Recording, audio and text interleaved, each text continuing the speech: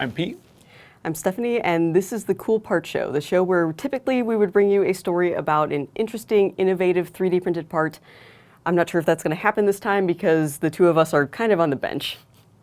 But are we though? I feel like we can keep going because of these 3D printed casts.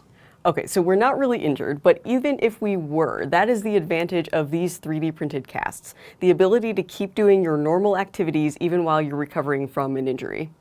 Additive manufacturing for casts on this episode of the Cool Parts Show.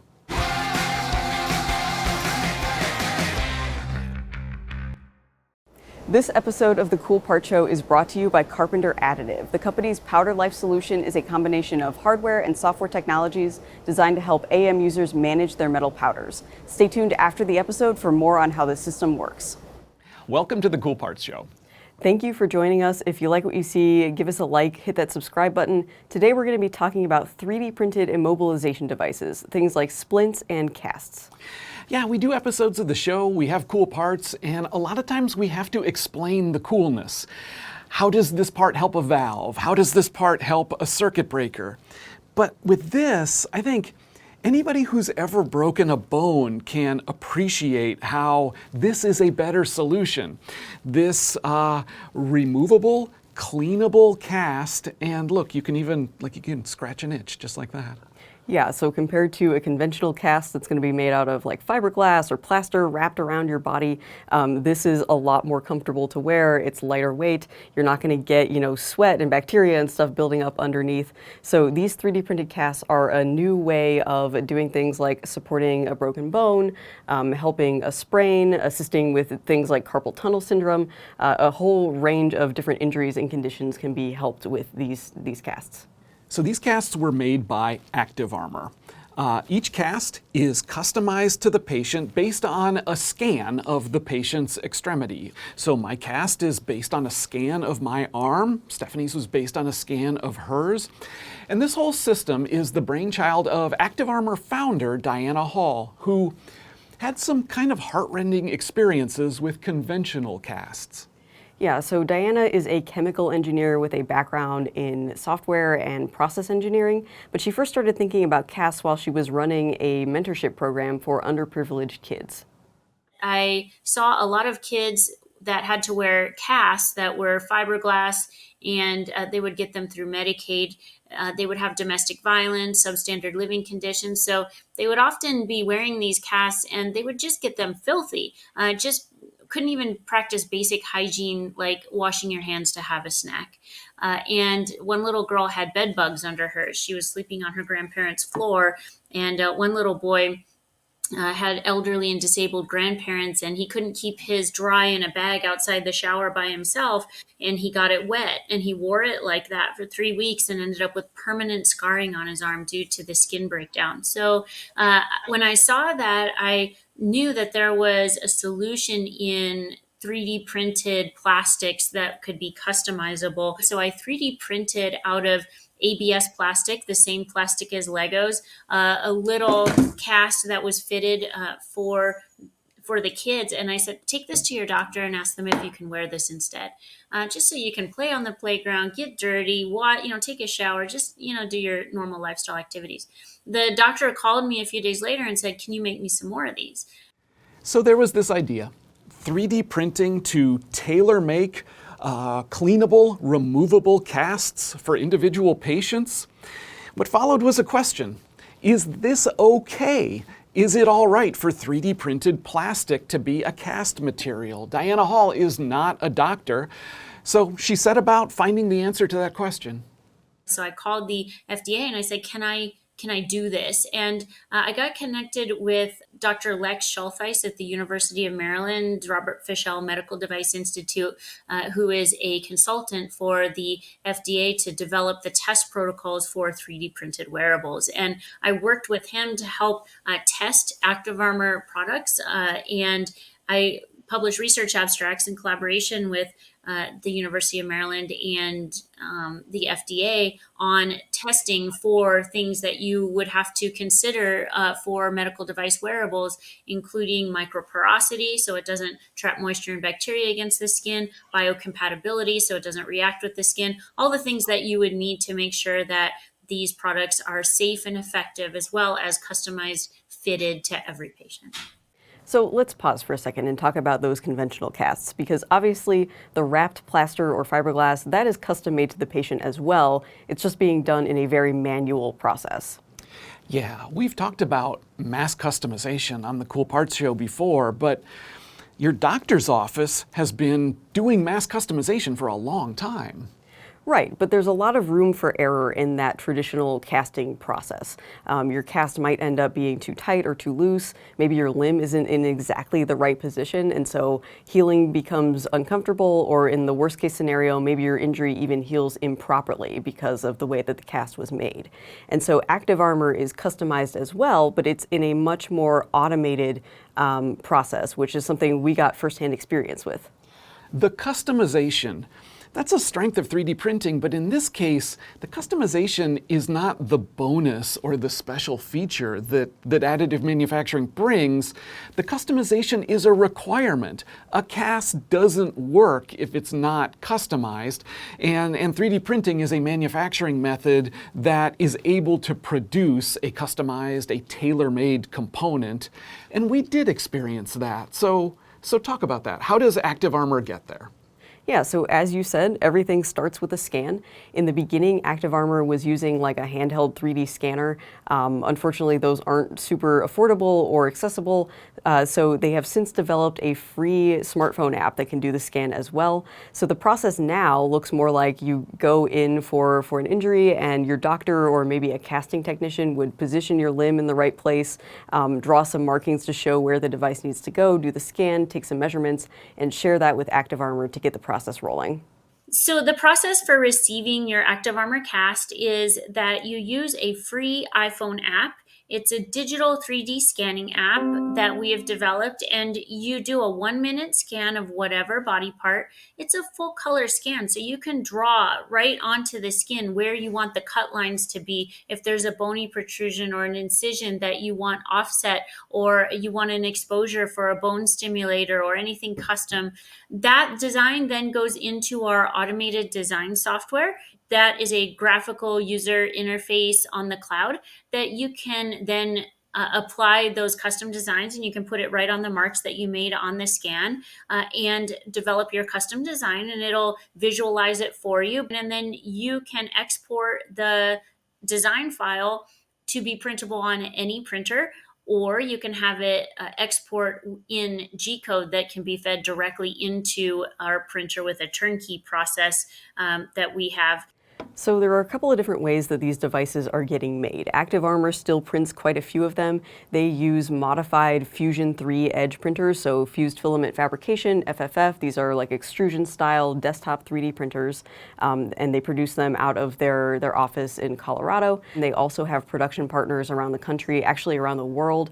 And even though this solution was developed with FFF in mind and ABS material, Diana says that ActivArmor can be printed on a number of different types of platforms, different technologies, including things like multi-jet fusion, selective laser sintering, and other materials as well. The ones that we have here in the studio with us were made by ActivArmor with that FFF process. They're made out of ABS, and it takes about 2.5 hours for them to print a device this size. For the FFF version, these are pretty much ready to go out of the printer. There are no support structures, really minimal post-processing, maybe just a little bit of sanding and attaching these bungee closures. This idea is out there. Thousands of patients have been healed using casts like this. The number of prescribing physicians at last count is about 100 and climbing, and they're learning some things. ActivArmor knows, for example, that this is a really good solution for children. Do you know who else this is a good idea for? Professional athletes. Professional athletes, professional football players. Here is Jacksonville Jaguars team physician, Dr. Kevin Kaplan. So I'm Dr. Kevin Kaplan. I'm an orthopedic surgeon with a specialty in sports medicine, and I'm the head team physician for the Jacksonville Jaguars. The NFL and football is it's a high velocity contact sport. So we see injuries all over the body. Now, I operate mostly on shoulders, knees, and elbows, but we see injuries throughout the body. And I'd say that the more common injuries we see are in the distal extremities, meaning hands, wrists, elbows, and then lower extremity injuries like ankle sprains and foot injuries as well.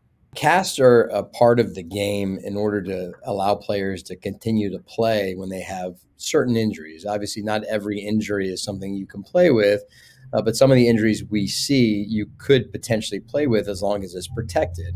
And the old school casting, which has been around for a while, is cumbersome, number one. Number two, adds the human element, whether or not it fits exactly right and whether or not a player will actually feel comfortable playing in it. And so when one of our players in the past, a defensive lineman, had a wrist injury, I was looking for a better solution rather than the athletic trainer having to make a splint or a cast every practice and then take it off and then put it back on for games. Obviously, you're making and taking off a lot of splints and casts.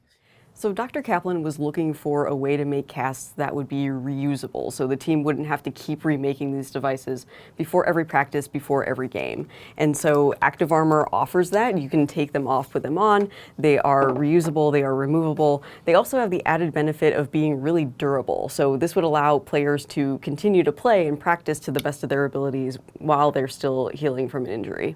In the NFL, it's all about being available, and it's a very much week-to-week type of job. So to be able to get that turnaround and get it on the athlete as quick as possible to allow them to be out there safely is best for us and best for the team. Best for the team, best for the football players, but good for other population groups too.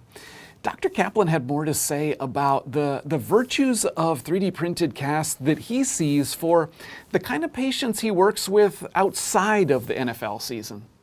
As kids, we all run around and get dirty and get filthy. And I've seen plenty of casts come in that were absolutely filthy, and so having something that you can clean and wash and is not going to lose its shape is certainly ideal. But then you look at the older population or even a diabetic population where skin is an issue, that this allows us to stay vigilant with our patients' wounds and skin.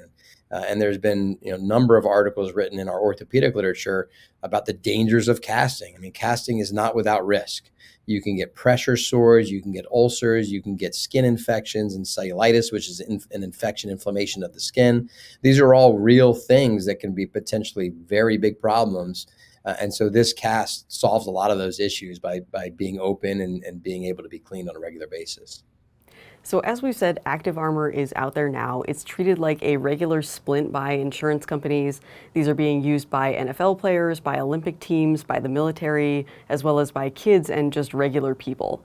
But the next step is to make ActivArmor even more accessible than it already is. So the company is working on a turnkey solution that includes the ActivArmor software and one of the 3D printers that they use that can go into a doctor's office or another clinical setting. This is point-of-care 3D printing. It would allow healthcare professionals to diagnose a patient, do a scan, and 3D print these devices right there in the clinic. This is actually something that Dr. Kaplan's practice is looking at. I think having a printer in our office even enhances the ability for us to use this and makes it easier for patients. Certainly if they can come in point of care, get diagnosed, get scanned, print it right there and put the cast on, that would obviously make this the gold standard. And I think most patients, given the choice, would want something that fits them perfectly, that they can use and wear any time of day and in the shower and in the pool. So I think having that in our office would be game changing. Other next steps. It's worth saying, this isn't just 3D printing. There's data here too, a lot of data, and that data could be used. Potentially, this system could get smarter.